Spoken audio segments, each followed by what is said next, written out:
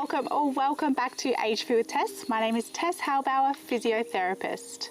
By the end of this video, you're going to know how to complete a routine of 8 exercises for lumbar spondylosis. And this video is following on from the video lumbar spondylosis exercises linked in the description and at the end of this video. Let's get started. Starting off with transverse abdominis or TA activation. Lying on your back with each hand, place 2 fingers on the inside of each hip bone. Squeeze to bring your belly button toward the ground. You should feel the TA muscles push up into your fingers as you do this. Repeat 8 times. The TA muscles are the deepest layer of abdominal muscles and span from the bottom of the rib cage to the top of the pelvis vertically and from the spine to the midline of the stomach horizontally. Because of the breadth and span of these muscles, the TA muscles play an important role as abdominal or core stabilizers, in turn aiding to support the lumbar spine during movement. Moving on to bird dogs, kneeling on the ground, activate your TA muscles and lift your right arm. Hold for 3 to 5 seconds and come back down. And again, lift your right arm, hold, and come back down. Repeat with your left arm.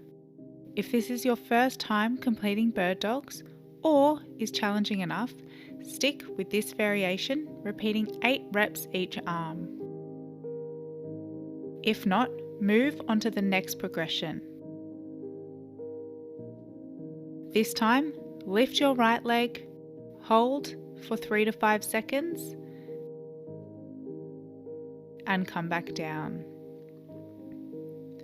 Again, lift your right leg, hold,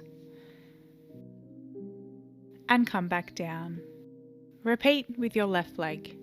Bird dogs build strength in the abdominal muscles and the muscles directly supporting the lumbar spine, including the erector spinae, which extends the length of the vertebral column. Over time, progress to raise one leg and your opposite arm together. Raise your right arm and left leg. Hold and come back down. Repeat, lifting your left arm and right leg. In addition to forming part of a spondylosis exercise routine, TA activation and bird dogs can form the warm-up of any workout routine, particularly before an upper or lower body strength workout. And there are links in the description for the anatomy of the erector spinae and transverse abdominis. On to the third exercise, knee plank. Remaining on your knees, come down to your elbows in a plank position. Again, activating the TA muscles first, hold the plank position for as long as you can, aiming for between 10 to 20 seconds to start with.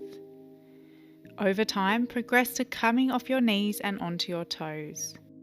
Again, holding for as long as you can to maintain posture in this position without sinking or lifting your bottom. Planks build abdominal or core strength, which aids in supporting the lumbar spine. Now to glute bridges. Lying on your back with your knees bent, lift your bottom off the ground. Repeat 8 times. Glute bridges work the gluteus muscles, hamstrings, and TA muscles. These muscles act as part of the posterior chain to aid in supporting an upright posture, which assists to maintain alignment of the lumbar spine. To progress glute bridges, add a dumbbell weight. Hold the weight across your hips with both hands. Again, lift your bottom off the ground and lower down again. When choosing a weight, pick a weight that will challenge you to complete 3 sets of 8 to 12 reps. The 5th exercise is deadlifts. Standing with your feet shoulder width apart, lower the dumbbells to the ground, keeping your back straight throughout. Repeat 8 times. Deadlifts again work the muscles of the posterior chain, including the muscles of the lower back. You should feel deadlifts work the muscles of your lower back as they activate to maintain the straight back posture throughout the movement, as seen in the side view here. If you have difficulty getting all the way to the ground, aim to lower the weight to your knees or just below to begin with. The sixth exercise is dumbbell Romanian deadlifts. Standing with your feet shoulder width apart and your knees slightly bent, lower the dumbbells toward the ground, lowering to around knee height. Aim to keep your back straight throughout. Repeat 8 reps. Romanian deadlifts differ to conventional deadlifts, with the knees remaining only slightly bent. This in turn targets the muscles of the lower back as greater emphasis is placed on hip extension as opposed to hip and knee extension together. Typically, a lighter weight is used for Romanian deadlifts as opposed to conventional deadlifts. The seventh exercise is dumbbell squats. Holding onto a dumbbell at chest height, keeping your back straight, bend at your hips and knees to squat. Repeat 8 times. Squats again work the muscles of the posterior chain, which aid to support posture.